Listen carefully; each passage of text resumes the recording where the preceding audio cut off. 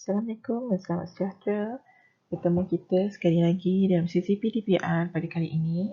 Saya akan mengajar awak tentang tajuk seni catatan untuk mata pelajaran pendidikan seni visual tingkatan 4.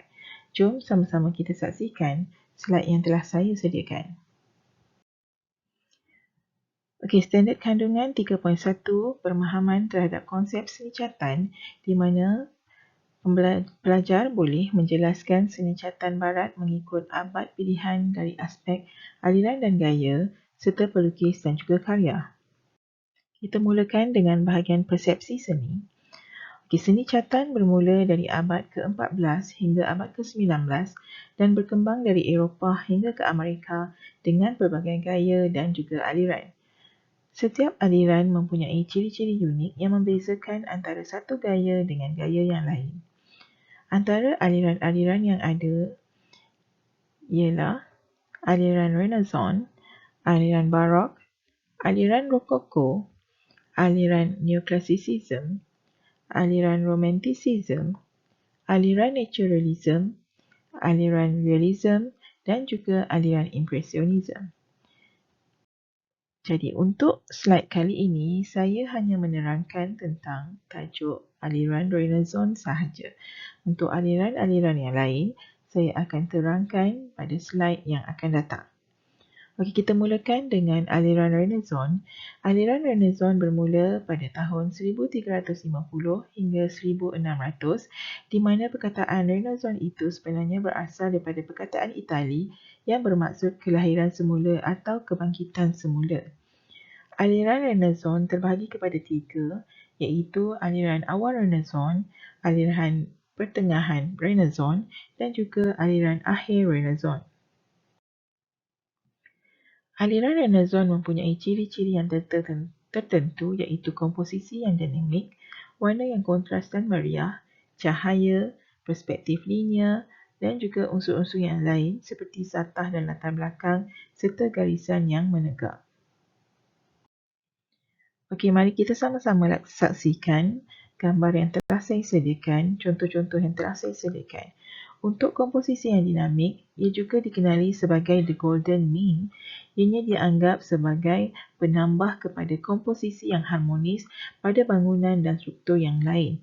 Okey, sekiranya kita lihat pada gambar rajah, kita boleh dapati bahawa setiap objek disusun dan diletakkan dengan menggunakan satah-satah yang tertentu bagi menghasilkan komposisi yang sangat menarik. Okey, contoh yang kedua ialah penggunaan warna yang kontras di mana warna seperti kuning, merah dan biru digunakan pada hasil karya. Warna-warna ini digunakan bagi menambahkan keunikan dan menambahkan minat terhadap hasil karya tersebut. Okey, seterusnya penggunaan perspektif linear. Perspektif linear digunakan bagi menimbulkan ruang yang lebih menarik. Sekiranya kita lihat pada gambar rajah, awak boleh nampak setiap bangunan tersebut bila sekiranya kita meletakkan garisan aksis, garisan tersebut tertumpu kepada satu sudut sahaja. Okey, itu yang dinamakan sebagai perspektif linear.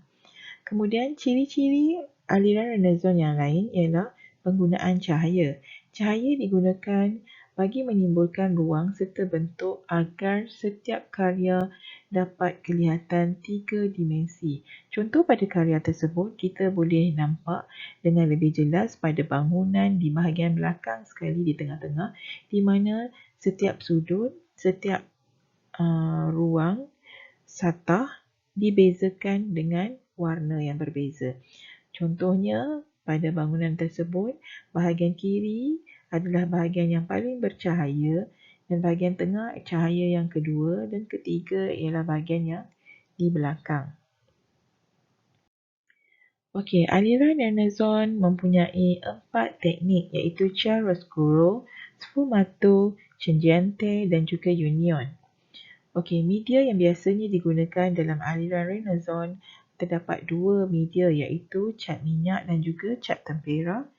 Gaya yang digunakan ialah gaya yang lebih bersifat realistik dan juga mengandungi gambar-gambar yang menggambarkan peristiwa secara emosi. Tema yang digunakan ialah tema keagamaan, kemewahan dan juga kekayaan golongan bangsawan. Okey, jom kita saksikan apa yang dimaksudkan dengan 4 teknik yang saya sebut sebentar tadi. Okey, kalau dilihat pada gambar raja yang pertama, ini menerangkan tentang teknik chiaroscuro. Chiaroscuro ini berasal dari perkataan Itali yang bermaksud gelap terang. Dalam erti kata lain, ia merupakan kesan kontras yang sangat kuat antara cahaya dan bayang dalam setiap karya seni. Okey, kita boleh tengok pada bahagian gambar raja yang saya sediakan. Awak boleh nampak cahaya datang daripada atas sebelah kiri. Jadi, bayang-bayang akan jelas kelihatan pada bahagian kanan. Itu adalah teknik chiaroscuro, penggunaan gelap dan terang dalam sesuatu hasil karya.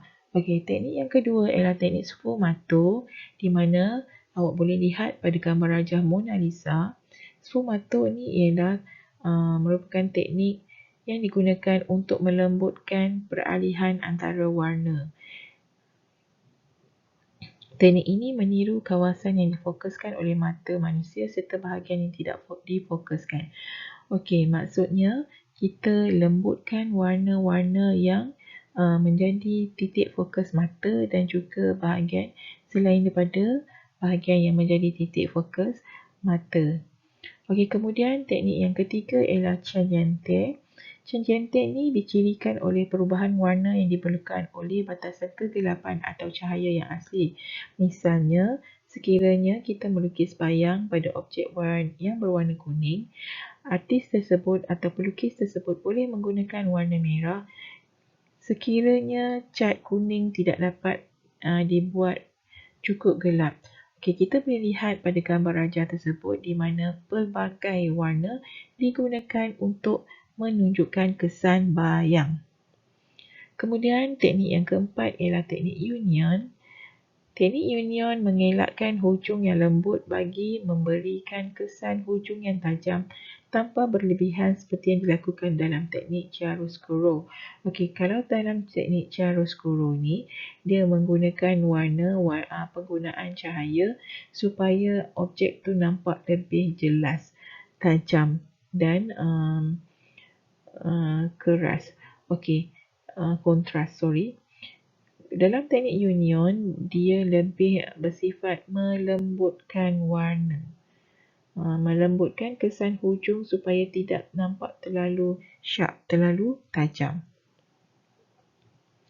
Okey, seterusnya ini adalah contoh-contoh karya yang dihasilkan pada sealiran Renaissance serta pelukis-pelukis aliran Renaissance.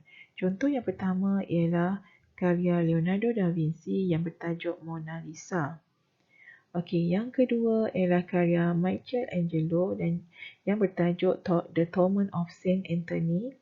Dan karya yang ketiga ialah karya Sandro Botticelli yang bertajuk Adoration of the Magi.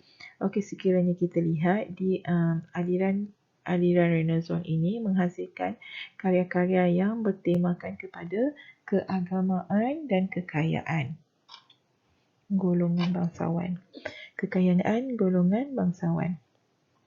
Okey, karya seterusnya ialah karya Raphael yang bertajuk The Marriage of the Virgin. Karya yang keempat, karya Hugo van Dijk yang bertajuk Adoration of the Magi. Karya yang keenam, Masolino di Panicle. Karyanya yang bertajuk Miracle of the Snow Foundation of Santa Maria Maggiore. Okey, kita boleh lihat penggunaan warna-warna yang kontras diguna dalam ketiga-tiga karya tersebut di mana penggunaan warna kuning, warna merah, warna biru digandingkan dengan warna-warna yang natural seperti coklat dan sebagainya. Okey, karya yang ke-7 iaitu karya Jan van Eyck yang bertajuk The Three Marys at the Tomb, dan karya yang terakhir ialah karya Peter Bruegel the Elder yang bertajuk The Dutch Proverb.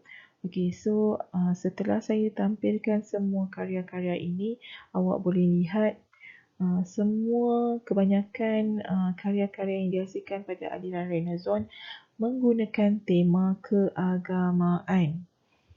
Okey. Itu sahaja tentang aliran Renaissance. Untuk aliran-aliran yang lain, saya akan hasilkan video-video yang berkaitan dan saya akan salurkan kepada awak. Okey, sehingga kita berjumpa lagi. Bye. Assalamualaikum dan selamat sejahtera.